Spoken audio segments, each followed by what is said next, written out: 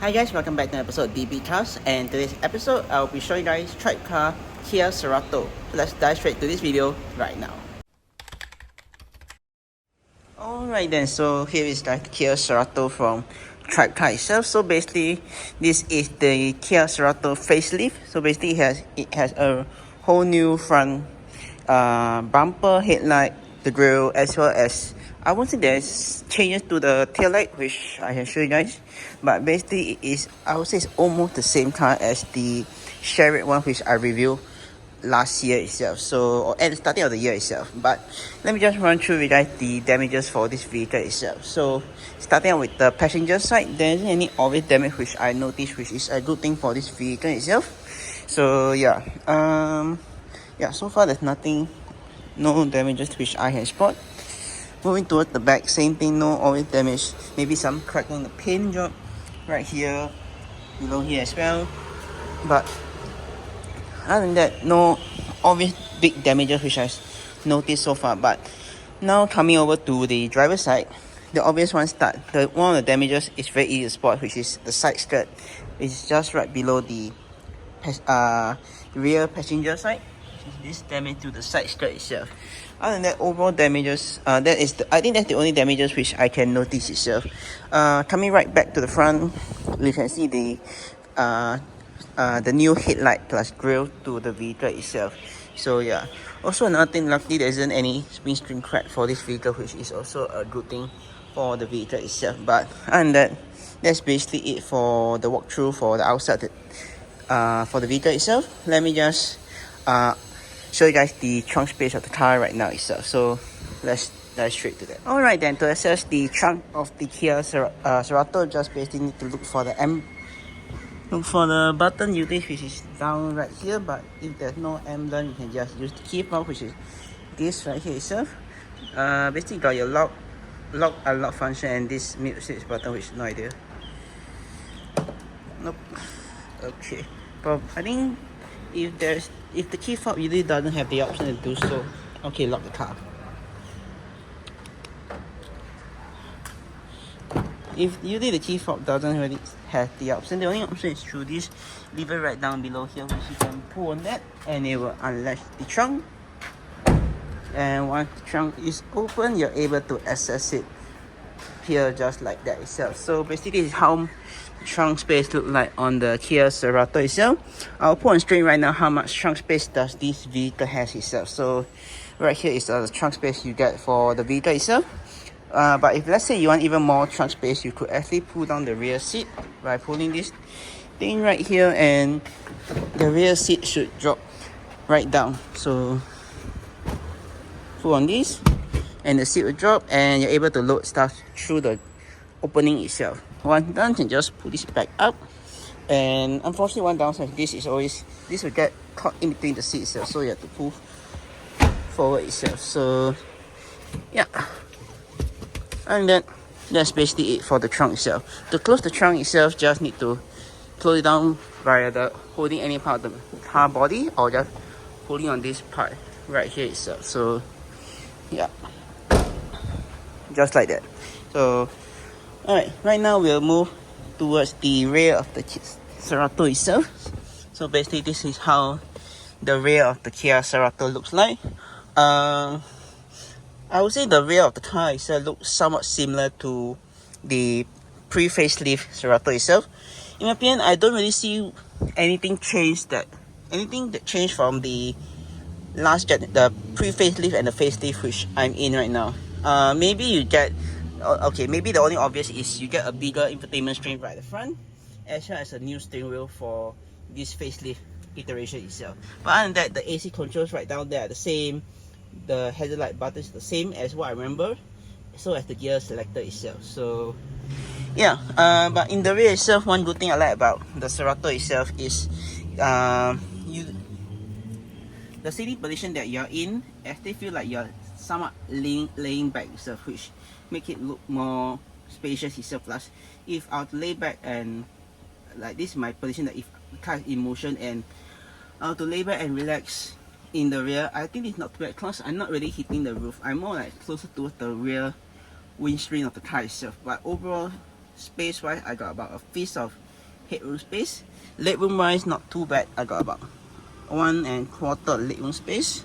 Plus, also another good thing about this car itself, I think mainly for Korean cars and Japanese cars, is the transmission tunnel is usually not that high, plus also not that high up. Not that high, plus also not that big, which I really like about it. Usually these are the problem for continental cars like Mercedes, BM, and Audi itself. But the transmission tunnel is quite low itself, so you're able to nicely like slide over without having any issue itself. So yeah, but one thing I can definitely see about this issue with this car is you definitely, if you're sitting in the center itself, one thing is you definitely will eat into the people on your either side space if let's say you're carrying three full room size adult itself. So yeah, but and that I think, oh yeah, headroom space in the center also not too bad. About a piece of headroom space and leg room wise is depending on the two front seat adjustment. But if they were to adjust according to the position, I think the leg room space wise it might be reduced just slightly or dramatically depending on how they adjust the seat itself. But other than that, you in the rear just get one center lighting which turn on when the doors are open. If not, you can just press on this button right here to turn on or turn off the light itself. So yeah, you also get your door raise handle, get out car, window switches, some storage bin right here to put your stuff, and last but not least, you also get an armrest right here in the center if let's say you want to put your drink itself or you rest your arm on itself. But overall, not a bad car, I would say. But if you were to ask me, would I technically this facelift, I would say rival against the Avante, because technically this is a Korean car itself, so the closest thing to it would be a Hyundai Avante itself. So if you ask me Avante or this Cerato itself, I would probably still say the Avante, because I driven the I think by this video is out, the Avante hybrid will already come out itself. So hands down, I'll still just go for the Hyundai Avante hybrid itself rather than the Cerato itself, even though the facelift make it look so much nicer itself. So yeah, but and that, let me just show you guys the driver's seat right now. So let's dive straight to that. Alright then, now let's dive straight into the driver's seat of the Cerato itself. So yeah, basically what as I remember, most of the functions, the dashboard is exactly what I remember, and then maybe a change in the infotainment itself as well as the wheel itself. So yeah, but starting off with the storage space, the area that you got storage space, the area of storage is you got one right here itself which you could put some of your stuff. I think if I have my sling bag, I could put my entire sling bag inside there without any issue at all itself. So that's a plus point for the storage space. Moving on, you got two storage space right here itself. One to put your wallet if you want to, and I think this should be a wireless charging base. If not, it's another area of storage for your stuff itself. This right down here, you got two 12-volt socket outlet which you could put plug stuff into. You got a Type A port right here, so 3 USB Type A port to put charge your stuff if you want to. Yeah. Moving right down, you got your adjust selector right here with blank button on either side. You got your two cup holders, your traditional handbrake, which I think nowadays this car actually I feel it should. I agree with what actually Kamat say, where this car actually should have an electronic handbrake itself rather than a standard traditional handbrake. Because I think if it does has the electronic handbrake, I think it will definitely have the auto brake hold function itself, which I would say it will make this car so much better in terms of everyday usage itself. But moving down back, you got another storage space right here if you want to put your stuff, if let's say you do not want to put there. But unfortunately, this already been occupied by something which I have no idea what it is. So yeah, moving on, let's move on to the other area of the cars. Basically this part already I mentioned at a few seconds ago that these are the AC controls. But basically on the left to the right, you got your climate, your temperature control, your fan speed right here, and on the right side you got your directional airflow adjusting. So basically how you want the AC to be blowing at you, and two buttons right down below here. You got your, this is basically turn on the AC, and this is for your rear defrost itself. Moving on top, you just got your headlight button and the select to open and close the air vent itself. So yeah. And lastly, you just got your infotainment, which I will show you guys later on when I turn on the car itself. So yeah. Moving on, let me just show you guys the new steering wheel. If I remember correctly, that this is a new steering wheel, not the old steering wheel that was on the pre-facelift. So basically on the left hand side, you just got all your various infotainment controls. Got your voice command, your volume switches right here itself. Your need to accept call, your start button for whatever thing that you save. This dial right here is to adjust the frequency for the radio, if let's say it's on the radio mode at the moment, and your mode for like Bluetooth audio or FM or AM radio itself. So yeah, on the other side is just your trip function and your reset function, which is basically for this small screen right here, which is, I feel, should be slightly bigger itself. So yeah. Moving on the left hand side stock, you got your indicators as well as your light switch control, as well as your fog light. So basically, light control switches are via this knob, which you can twist to turn on or turn off, or you can leave it at auto for automatic headlights. You got your front and rear fog light, as well as your high beam control, which you can push forward to activate or push backward to deactivate. If you want to flash, you can just pull back and you flash the high beam itself. So yeah, indicators are just simple, just down or all the way up itself. So yeah. Moving on to the other side, you got your wiper control switch. So basically this is just the front wipers only, as well as you can adjust the frequency right here itself. So yeah, it's just all the way up or all the way down itself. And one swipe for the wiper, just press down one time and it'll just swipe one time itself. So yeah. And lastly, just to watch the front windscreen, just need to pull back and you watch the windscreen itself. So yeah, that's probably it itself. So now let's move on to the next topic, which is the various last few switches right here itself. So basically, you got your traction control button. This is your TPMS controls right here, your gauge brightness right here, and your headlight dimming switches right here itself. Last one right down below is just your OBD port, and you got your hood release button right there itself. And moving right down, you just your trunk and fuel door release button right there as well. So yeah. Lastly, you just last of the last few switches you got are the window switches right here. These stop people from rolling down the windows, your lock, unlock, and this to adjust the mirrors on either side itself. So yeah, so if you want to adjust the left, just put shift to the left and just adjust with this D-pad thing itself. So yeah, and that's basically it for the car itself.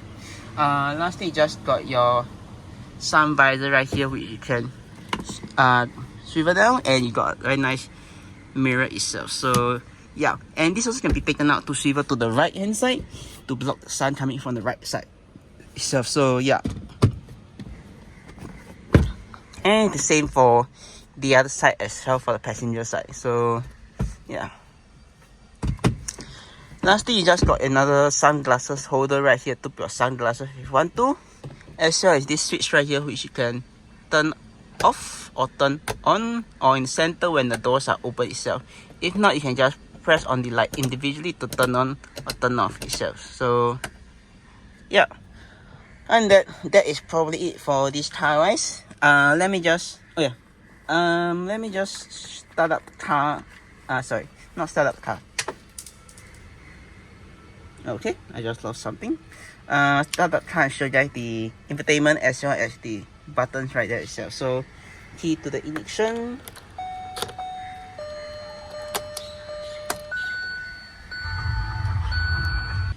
Alright, sorry about that. So yeah, so basically this is how it looks like with the accessory power on.